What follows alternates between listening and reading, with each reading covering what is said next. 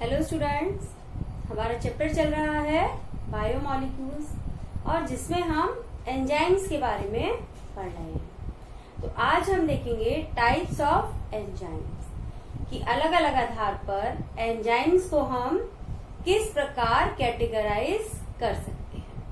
तो पहला हमारा आधार है on the basis of chemical nature of enzyme कि केमिकल नेचर यानी उसकी एंजाइम की रासायनिक प्रकृति के आधार पर हम जो एंजाइम है उन्हें टू कैटेगरीज के अंदर डिवाइड करते हैं।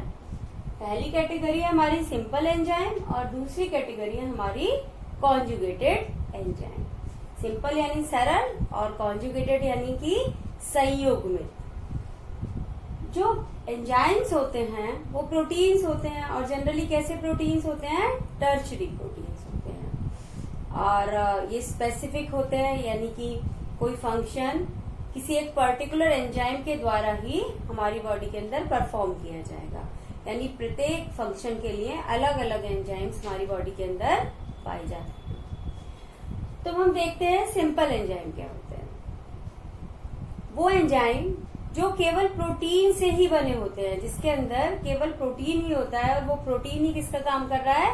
एंजाइम का काम कर रहा है। तो ऐसे एंजाइम कहलाते हैं सिंपल एंजाइम। और इसके एग्जांपल है हमारे पेप्सिन, ट्रिप्सिन, ये हमारे डाइजेस्टिव एंजाइम, ये हमारे सिंपल एंजाइम होते हैं। अब नेक्स्ट कैटेगरी आती है कॉन्जुगेटेड एंजाइम्स की। कॉन्जुगेटेड एंजाइम्स के अंदर दो पार्ट होते हैं, एक पार्ट प्रोटीन पार्ट होता है और दूसरा पार्ट नॉन प्रोटीन पार्ट होता है। जो प्रोटीन पार्ट है उसे कहा जाता है एपो एंजाइम और नॉन प्रोटीन पार्ट को कहते हैं हम कोफैक्टर। अब ये जो एपो एंजाइम है अकेले यानी कि विदाउट नॉन प्रोटीन पार्ट, अगर इससे नॉन प्रोटीन पार्ट नहीं जुड़ा है तब ये अक्रियाशील होता है यानी कि ये फंक्शनल नहीं होता है, ये एंजाइम की तरह काम नहीं कर सकता। जब इससे नॉन प्रोटीन पार्ट जुड़ता है तब ये एक्टिवेट होता है और एंजाइम की तरह काम करता है और इन दोनों को एक साथ कहा जाता है होलो एंजाइम। प्रोटीन पार्ट है एपो एंजाइम, अगर वो सिंगल है यानी कि वो जुड़ा हुआ नहीं है तब कैसा है? वो नॉन फंक्शनल है। उसके साथ नॉन प्रोटीन पार्ट जुड़ गया, दोनों ने मिलकर क्या बनाया? होलो एंजाइम बनाया। और होलो एंजाइम क्या है? हमारा फंक्शनल एंजाइम है। तो इस तरीके से हमने जाना सिंपल एंजाइम के बारे में और कॉन्जुगेटेड एंजाइम के बारे में। अब जो हमारे कोफैक्टर्स होते हैं यानी कि जो नॉन प्रोटीन पार्ट होता है, इसको अगेन हम दो कैटेगरीज के अंदर डिवाइड कर सकते हैं, ऑर्गेनिक एंड इनऑर्गेनिक। यानी कि अगर जो नॉन प्रोटीन पार्ट है वो कार्बनिक है और अकार्बनिक है, इसके आधार पर ये दो प्रकार का होता है। अब जो हमारे कार्बनिक कोफैक्टर्स है उन्हें हम दोबारा से दो कैटेगरी के अंदर डिवाइड कर सकते हैं। पहली कैटेगरी है कोएंजाइम और दूसरी कैटेगरी है प्रोस्थेटिक ग्रुप। अगर जो हमारा नॉन प्रोटीन पार्ट है यानी कि जो हमारा कोफैक्टर है ऑर्गेनिक है और ऑर्गेनिक होने के बाद वो इजीली हमारे एंजाइम से जो उसका प्रोटीन भाग है उससे अलग हो जाता है, तब उसे कहा जाता है कोएंजाइम। यानी कि देखो हमने स्टार्टिंग से क्या देखा कि जो हमारे कॉन्जुगेटेड एंजाइम है उसके दो भाग हैं, एक है प्रोटीन भाग, एक है नॉन प्रोटीन भाग। नॉन प्रोटीन भाग दो प्रकार के हैं, कार्बनिक और अकार्बनिक। कार्बनिक में अगर जो हमारा नॉन प्रोटीन कार्बनिक नॉन प्रोटीन है वो हमारे प्रोटीन भाग से इजीली अलग हो जाता है, दोनों एक दूसरे से इजीली सेपरेट हो जाते हैं, तब उसे कहा जाता है कोएंजाइम। और अगर जो नॉन प्रोटीन पार्ट है वो प्रोटीन पार्ट से अलग नहीं हो सकता तब उसे कहा जाता है प्रोस्थेटिक ग्रुप। तो इस तरीके से ये हमारे हुए कोफैक्टर। और जो इनऑर्गेनिक हमारे कोफैक्टर्स होते हैं उन्हें कहा जाता है एक्टिवेटर्स और ये हमारे मेटेलिक आयंस होते हैं। जनरली ये क्या है? मेटेलिक आयंस हैं। तो एक बार हम दोबारा से इसको समराइज कर देते हैं। तो केमिकल नेचर के आधार पर जो एंजाइम है दो प्रकार के हैं, सिंपल एंड कॉन्जुगेटेड। सिंपल केवल प्रोटीन से बने होते हैं। कॉन्जुगेटेड के अंदर दो पार्ट होते हैं, protein part and non protein part. Protein part को हम एपो एंजाइम कहते हैं, नॉन प्रोटीन पार्ट को हम कोफैक्टर कहते हैं। और दोनों मिलकर क्या बनाते हैं, होलो एंजाइम बनाते हैं। होलो एंजाइम हमारा फंक्शनल होता है। इसके बाद आते हैं हमारे कोफैक्टर के टाइप। जो कोफैक्टर है दो प्रकार के हैं, ऑर्गेनिक या इनऑर्गेनिक। ऑर्गेनिक को अगेन हमने टू टाइप्स में डिवाइड करा।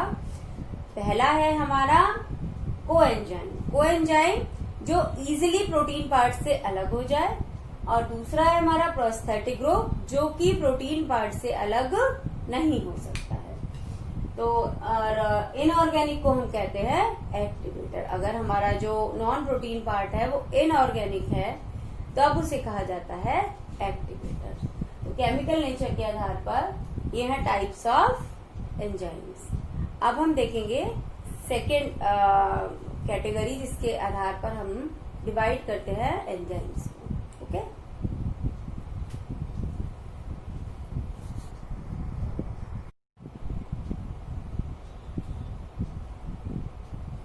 हमारी सेकेंड कैटेगरी है एंजाइम्स को डिवाइड करने की साइट ऑफ एंजाइम एक्शन, यानी कि एंजाइम किस जगह पर कार्य कर रहे हैं।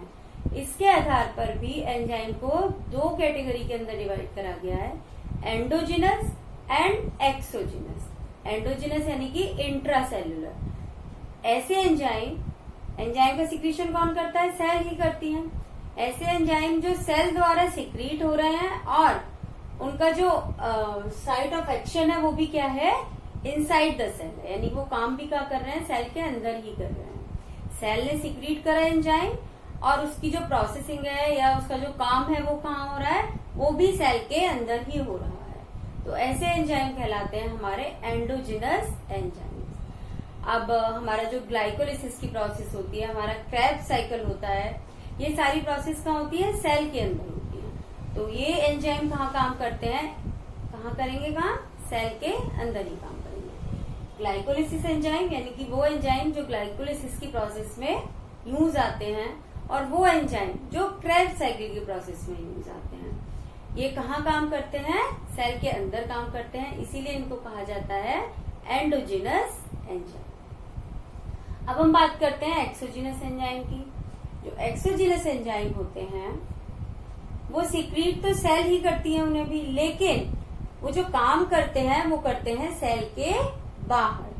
जैसे कि हमारे जो डाइजेस्टिव एंजाइम होते हैं उन्हें सिक्रीट करती हैं सेल, हमारे स्टमक की सेल या इंटेस्टाइन की सेल, लेकिन वो काम कहाँ करते हैं, ल्यूमेन में। ल्यूमेन यानी कि जो हमारी आहार नाल की जो गुहा होती है, तो डाइजेशन की प्रोसेस कहाँ होती है, उस गुहा के अंदर होती है। तो ये एंजाइम सेल से कहाँ आ जाते हैं, बाहर आ जाते हैं और काम करते हैं हमारा सेल के बाहर। तो एक्सोजिनस एंजाइम सिक्रीट सेल ही करती है इन्हें, लेकिन ये काम कहाँ कर रहे हैं, सेल के बाहर कर रहे हैं। और जो एंडोजिनस एंजाइम है उन्हें सेल सिक्रीट करती है, और वो कहाँ, उनका जो एक्शन है वो कहाँ होता है, सेल के अंदर ही होता है। तो इस तरीके से हमने टाइप्स ऑफ एंजाइम के बारे में जाना on the basis of chemical nature and on the basis of site of action. तो आपको टाइप्स ऑफ एंजाइम क्लियर हो गए होंगे।